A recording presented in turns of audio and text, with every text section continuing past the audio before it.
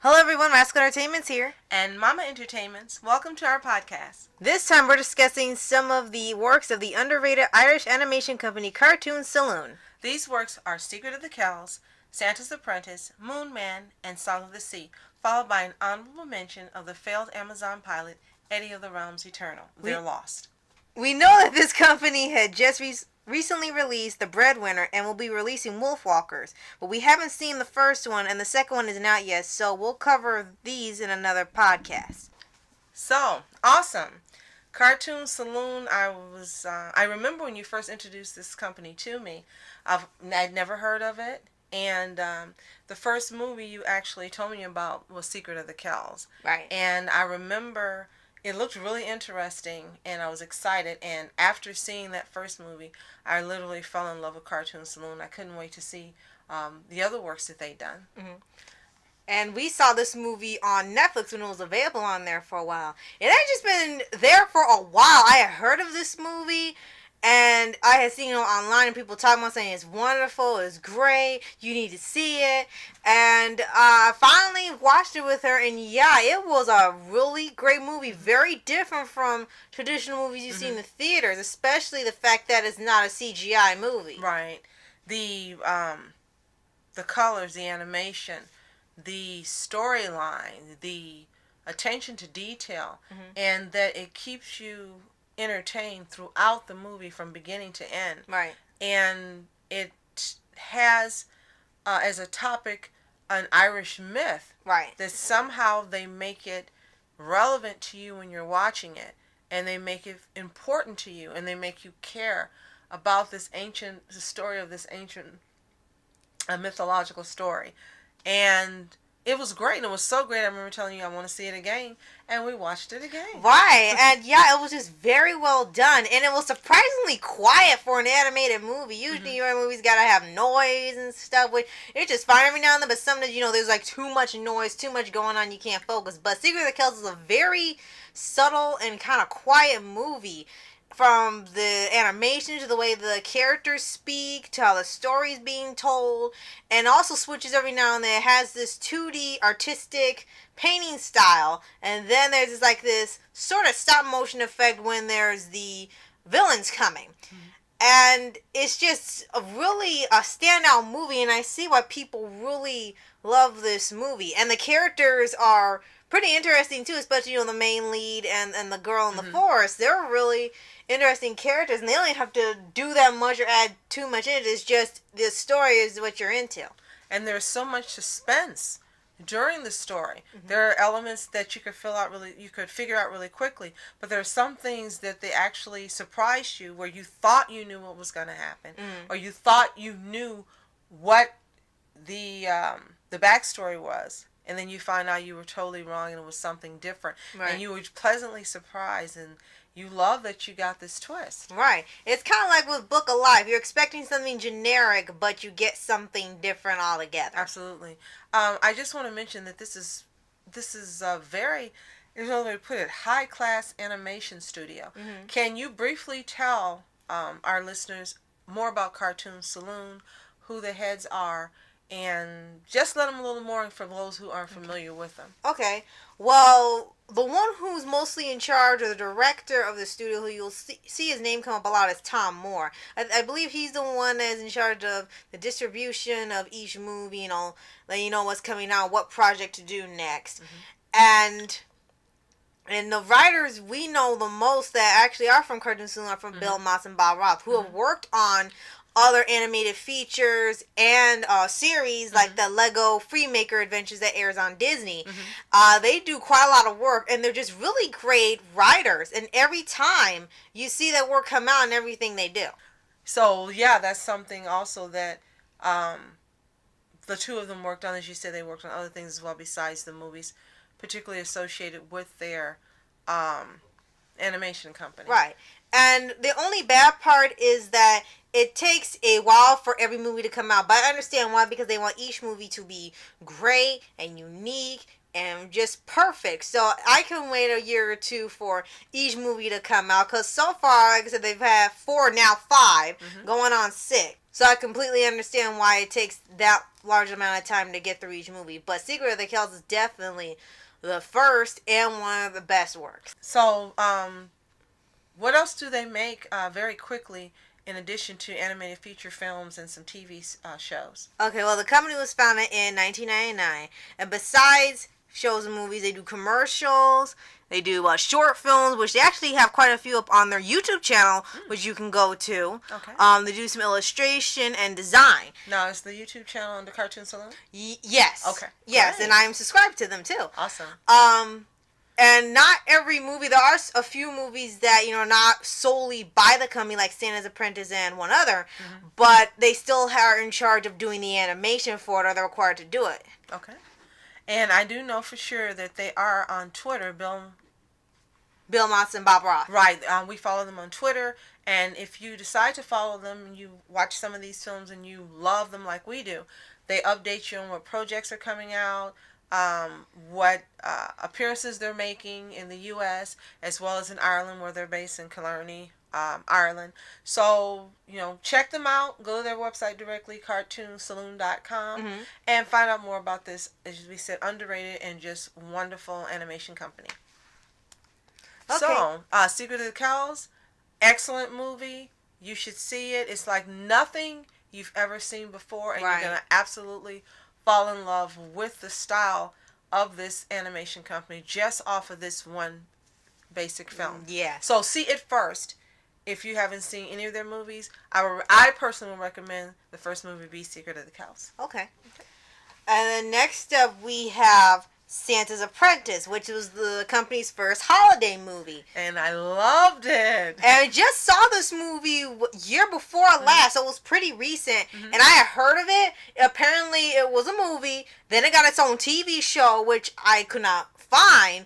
But it has a TV show and then a sequel, but it was not done through Cartoon Saloon. It was called The Magic Snowflake, but it wasn't done by them. It was done by somebody else. And you could tell the difference. Unfortunately, you could tell the difference.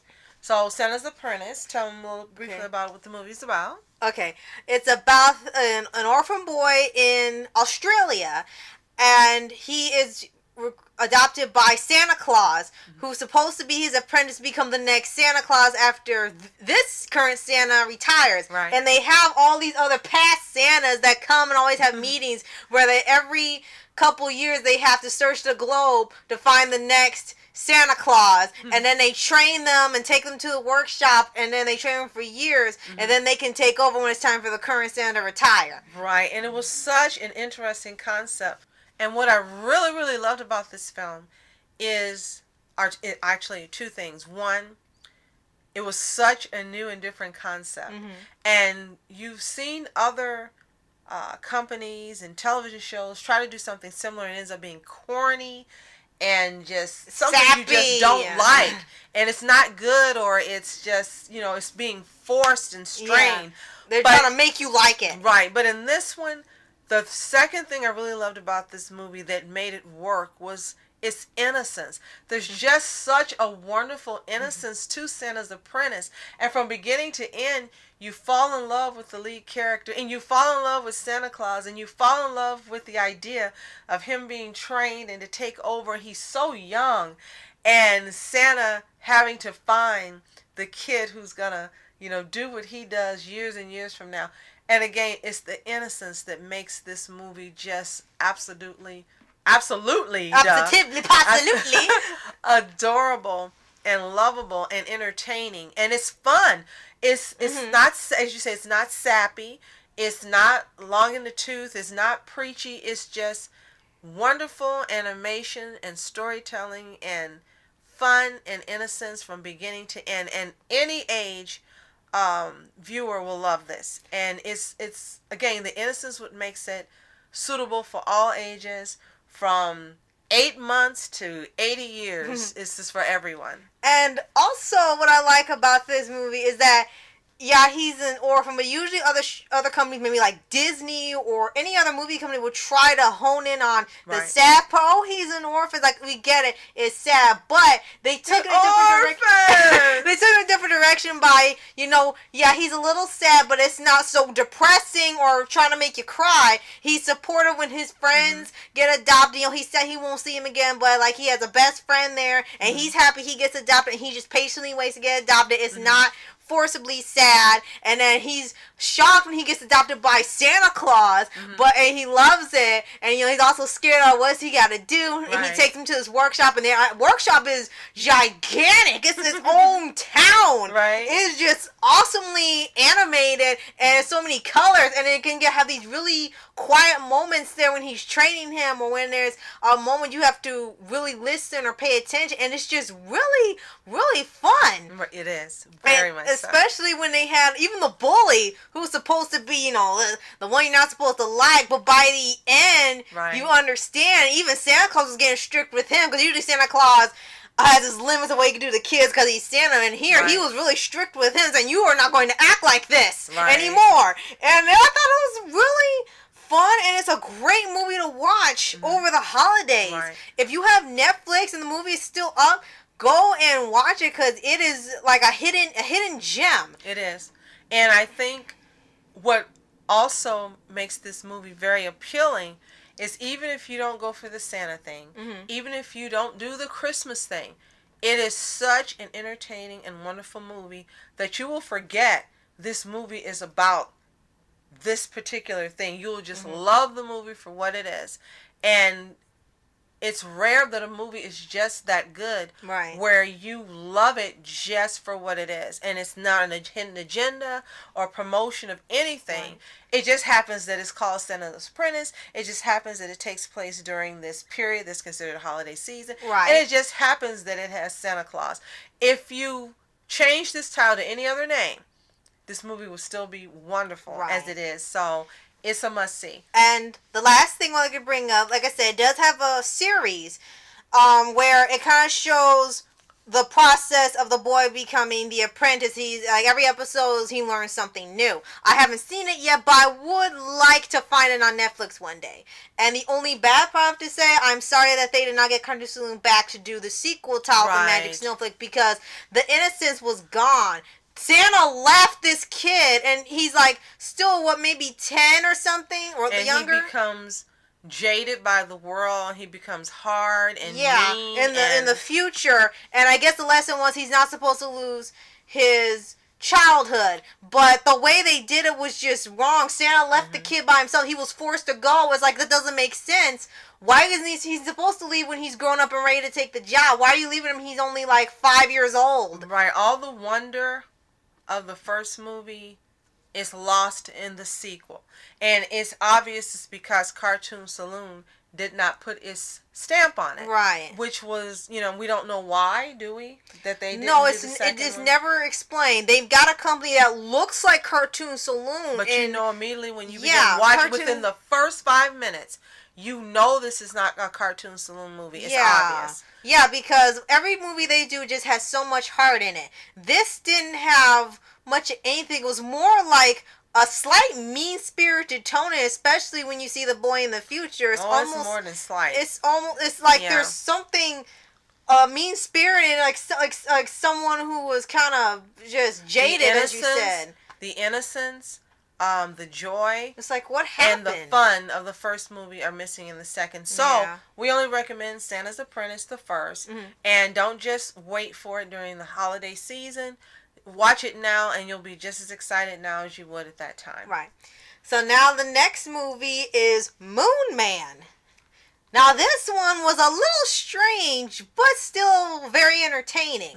Now this style of animation, which I love about the company, it always changes every time, but it's still in hand-drawn or 2D. And in this one, the man in the moon sees the earth and sees all these people having fun. He's lonely, sitting like a ball in the moon. It's like, it's kind of cramped. No wonder he wants to leave. So he takes a trip on a comet to Earth so he can just mingle with humans and have fun. And then, unfortunately, he stays gone too long because without him, the moon can't come up. So it's always daylight. And then when it's nighttime, the moon isn't out. It's just pitch black. Right. So they have a professor in there try to help him get back to the moon while also trying to stay away from the mayor who's trying to keep the moon man to himself. I think with this movie, I loved it too, and I adored it. With this movie, it requires much more concentration than watching the others because of the way it's presented and all the little foreshadowings and hints of different things, and just in order to understand what's going on, you really have to pay attention, because if not, you'll miss all the little innuendos, you'll miss the pockets of information that are there to help you understand more about the character and about the story itself. And it's like when you have a book that's a page turner and you really got to read and pay attention, and you don't talk. Listen to the hints. You just got to pay attention so that you miss nothing. Moon Man is like that. You really got to be absorbed in it so you don't miss anything. And it's easy to be absorbed in this movie because within the first 10 minutes, as you said, after you see this unique storyline, you really want to know, okay, why and how and when, and is he going to go back, and what's going to happen, and why is this happening? And you just drawn in to stay through to the end. And when it first started, we weren't sure. It's like, okay, where is this going? But the way it told it was like reading a children's storybook, you know, like Where the Wild Things Are, where they have this really detailed drawings in it. Or like a moving painting. And that was the style I was going for. And it's the whole, almost the first 5 to 6 minutes is just him, you know, looking at the earth, and he gets to earth, and he's looking around this forest and on the flowers, and he's in the stream, and he's enjoying all of Earth's nature. And it's actually pretty neat, because usually at this point they'll have a musical number in another movie, but they're just letting you look at the animation, just having like a little bit of a breather before the story gets started. And also I love is like a neat addition they add. Moon Man talks like E.T. He's like, Moon Man, go home. It's like, oh gosh, no, they didn't do that. And yeah, it's just another really fun story. Very quiet. And it's just really relaxing when you watch it. If you like to watch the first 5 minutes, you can just like relax to that. And then what happens with the other characters, like the professor or the mayor, you're interested in seeing what goes on in these giant buildings they're in. Like the president has this giant lab of all these clocks and gadgets, and he's trying to build a rocket, and the moon man tries to help him so he can get back home. And it's just lots of creativity gone into it, and it's very overlooked because not many people talk about it, even as a reviewer standpoint. And if you just look at the title and you don't see what the movie's about or read the description, Moon Man, and you probably just blow it off. Moon Man, the title. But it's a simple title. It's a complex movie. And as you said, it's got this subtlety about it. It's not jarring. There's not a bunch of action and suspense and all these things going on. But the way in which the movie is presented and progresses from beginning to end, it will keep you enthralled. Without all of the bells and whistles, you still love this movie. And at the end, you're going, oh, it's over? Yeah, because I was shocked. It was almost a 2-hour movie. I was like, oh, man, we're at the end of the movie. Because of what happened. It's like, oh, this is it. Oh, my gosh. And there are not a lot of movies around, animated or live action or otherwise, that keep you so drawn in that the time passes and you're like, oh, my gosh, it's the end. Oh, darn, that's the end. More. Even in a lot of the big budget live action movies, you are aware of the sense of time that passes. Yes, it's great, but you're aware of the sense of time that passes. But this movie, you're not. And then you're just at the end and you're wishing there was more, and you're just appreciating the movie when you're done. And like I said, so much hard work went into it. So that's why we want to mention this movie most definitely, because it deserves another look. If you want to buy it from Amazon, go do it, or stream it. It's definitely worth watching. Absolutely. And then the last movie is Song of the Sea, which I absolutely loved this movie. I remember when we first started watching it, and I love how usually in their movies, within the first 10 minutes, you know what the movie's about. And the story has progressed enough where, you're hooked and you want to see what goes on. But it was such an odd movie. Right. I've never seen anything like it, and I think it's based on another Celtic myth. Yes, it's oh man, what's the name of it? It's a Sorosea, I think. It's like a seal. It can turn into a human, but lives in the sea. It's kind of like an Irish version of a mermaid, but it's a seal instead. So it's such an interesting story. The animation is simple, but everything that needs to be conveyed is conveyed. Again, I've never seen anything like it, and simply because of that just earns it a view. But the storyline and the telling of this tale and the ending, which we will in no way spoil. Right. You've got to see this movie. Right. You just have to see this movie to understand and know why it's one that you're going to love when it's over. And you're going to want to see it again. Right. And I know how people have said the characters were actually very different from the other ones because as the movies go forward in the years, there was going to have to be a certain thing to change about the character. So it's slightly modern. And this one, this story this time is about a family. So it'll be a dad, his son, and his daughter. And the mom was apparently the creature we explained before. I'm sorry, the name is a Saros something. It's a seal. I'm going to say a seal. I'm going to say a seal. And she has to go back to the ocean because apparently they can only be on land for a certain amount of time and they have to go back to the ocean. So she didn't pass away like in a Disney movie or something. She had to leave for the ocean. So the dad raised the daughter who was part... Now she was mute also. Right. And that was her name, Cersei, if that's... Cersei, yeah, that's it. That's her name, and she was mute. And... the dad actually blamed the daughter for what happened to the mom. Okay. And that is basically, it starts off slow. Yeah, and a little bit. And then you see all the action in how the story unfolds, letting you know whether this is true or not. What happened to the mom, you find out eventually. Right. And again, you learn about more Celtic sea creatures. Right. And I think it's a Celtic goddess, Matcha. I believe it's so. probably pronounced differently because the Celtic language is a very odd language. So it's probably not pronounced Matcha. Right, probably but not it's Macha.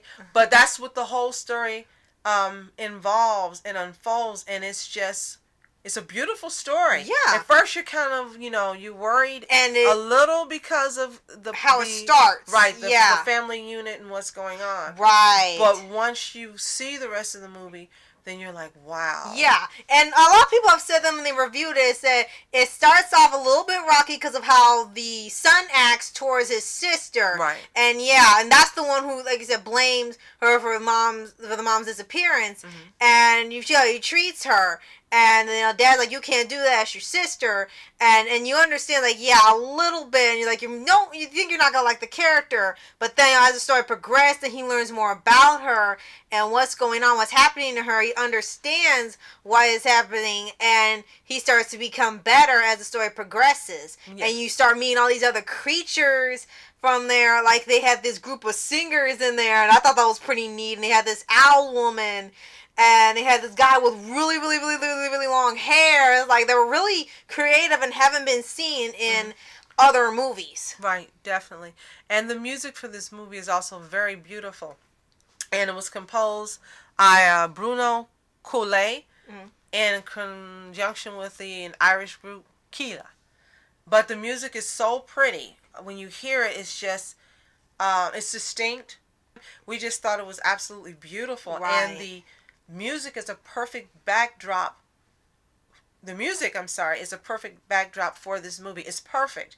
Everything lines up. It's like all the planets aligned, and everything was in working order and was just perfect. And clearly, we're not the only ones who think so, because I understand that it was received a nomination in 2015 for Best Animated Feature. Yes, and it's definitely won awards. So what puzzles me about this movie is not the movie itself. The movie is excellent. Mm-hmm. It's just that until it wins awards, the company is barely known.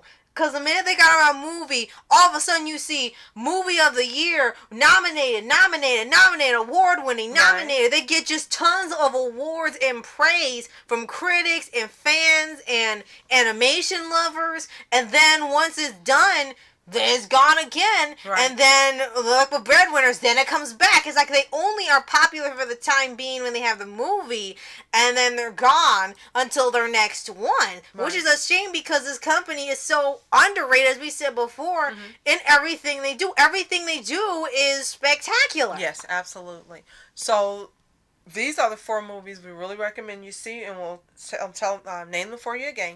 Secret of the Kells, Santa's Apprentice, Moon Man, and Song of the Sea. Right. As Rascal mentioned, you can find them all on Amazon. Santa's Apprentice is still on Netflix, but the others aren't. And they're all available to purchase through Amazon.com. Mm-hmm.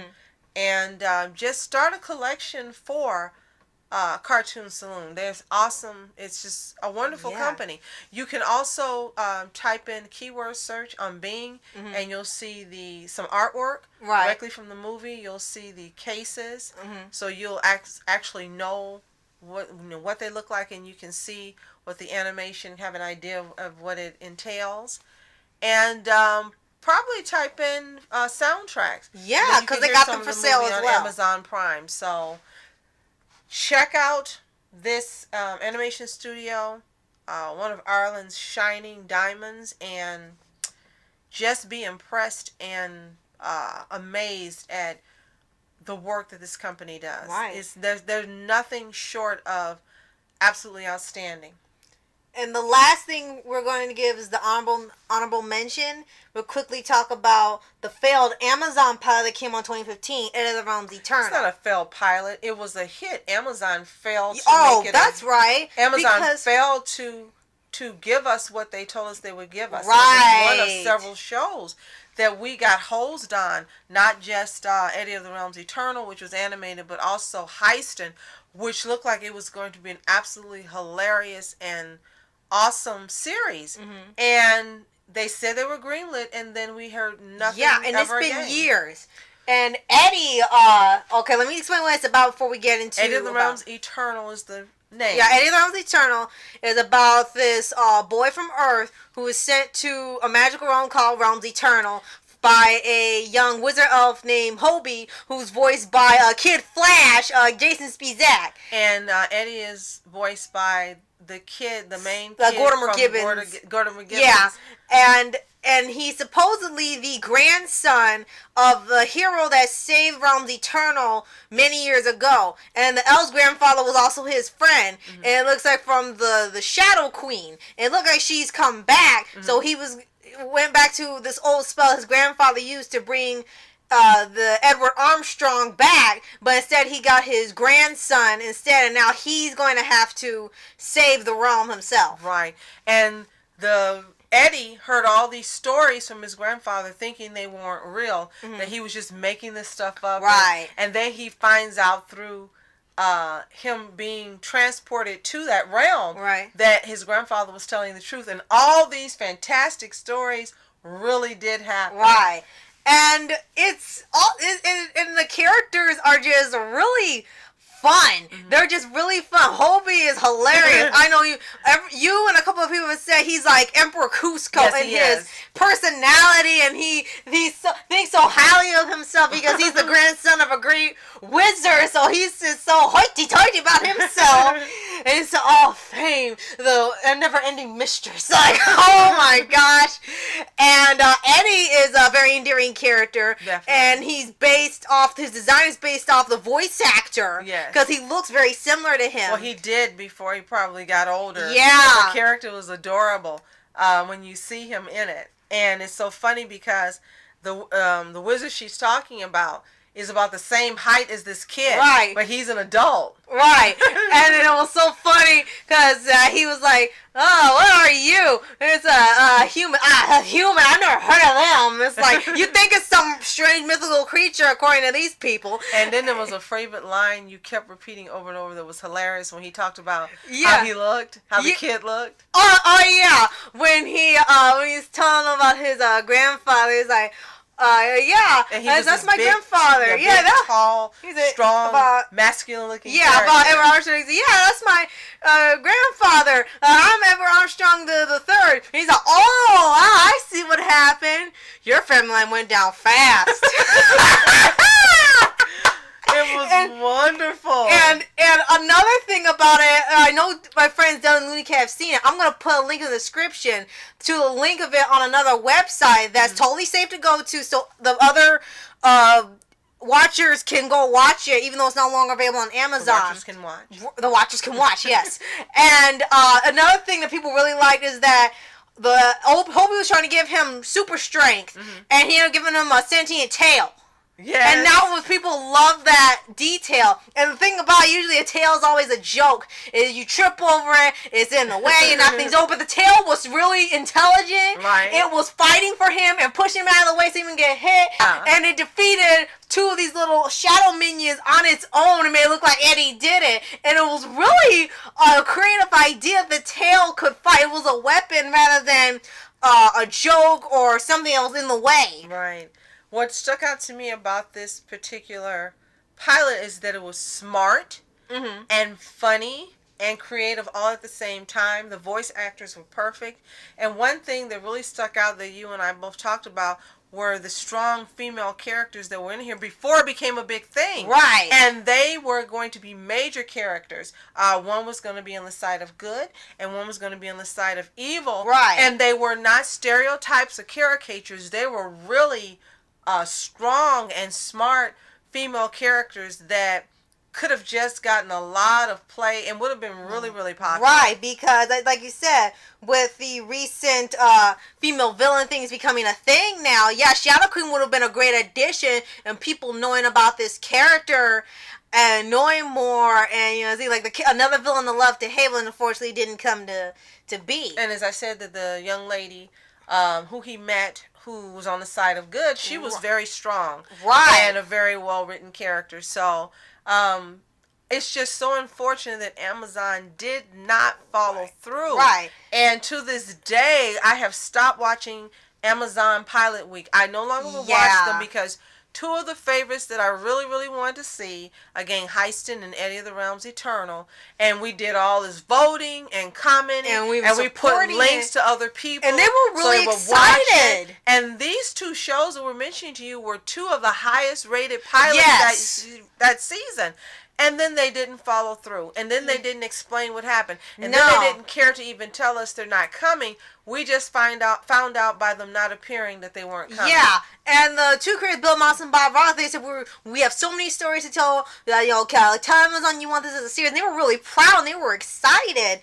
And then all of a sudden, people were waiting, and then you find out that it said they're not selected, and people were shocked. They said this was the highest rated cartoon. Danger and Eggs instead won in its place. Right. That show won, and that's going on. I mean, good for them, but what happened to Eddie? And it's never explained. People were pissed. They said, what happened? Exactly. This is the show that won. Pissed. I kept going. Yeah. I don't know other way to put it. I kept going off for months. I was like, oh, why did they do this? Yeah, why did they make me love this show and they not give it to us? And unfortunately, they're giving it to Amazon because since they own the license of the show and they won't even let you see it, they can't give it to Netflix, who will take anything, or Cartoon Network, who will love to take the show until Amazon decides, you can have it back, or maybe this expires that they can have it. Right. We're not going to see it turn into a show, and it's a shame because people loved this pilot. It was amazing. It was different. It was fun. This would have been something this was binge watch worthy. The unfortunate thing is that they revealed the pilot for this show, and we have seen elements of this pilot in other shows. Yeah. Like Nico and the Sword of Light. Right, which was and other ones that we can, we don't want to mention and make it about this some one other copy show, and that one copy. But they took the elements from this show and successfully incorporated it into other shows that have come out, which is unfortunate. You've got the creative baby of these two men that has been abandoned and left at a firehouse and raised by nobody. Oh gosh, yeah, it was just ridiculous. And to this day, I know people are like, this should have gotten greenlit, but there's nothing we can do right now until Amazon does like with Nico and finally decide, you know what, let's give this thing a second chance and give it a show, or give it back to them so some other company can do something with it and we can actually get into a show.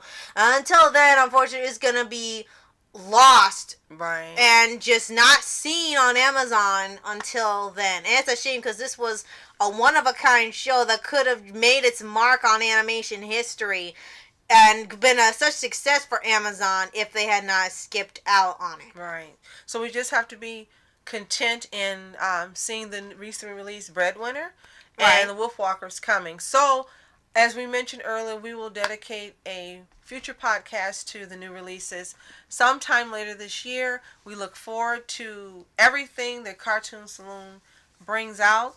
Once you see these movies, support the company. Follow them on Twitter. Follow them on YouTube. Let them know how much you love their animation. Wherever you are in the world, wherever you live, let them know that, yes, they are an Irish gem, but we love them worldwide. So that's going to be it for this week. Next week, we're going to cover the original franchise of Monster High. We are monsters, we are proud. We are monsters, say it loud. Now that's definitely going to be another fun one. It may not be Halloween yet, but it's definitely going to be one you want to see. No, we love them, freaky flaws and all. Right? It doesn't have to be Halloween. It was a wonderful franchise, and we can't wait to share with you our love of this show, our love of the characters, and it will be a longer podcast because there's so much many movies and web shows and specials and to cover. And we just want you to enjoy it with us. And we know there's got to be a lot of you that love it as much as we do. Right. So we're gonna play homage to the original because I'm sorry, the new franchise just sucks. Yeah, sorry. I'm Rascal Entertainment. And I'm Mama Entertainment. Have a toontastic day. Peace. And reporters sitting, flashing lights, trying to walk around, man, who the hell are you? What you wanna do? Well, man, it's on you. Man, it's on you. Met her in my dreams, she was my queen. A castle in the mountaintops, rivers and streams. Plucking sunlight from the sky in my pocket, give it to you later on in the form of a locket.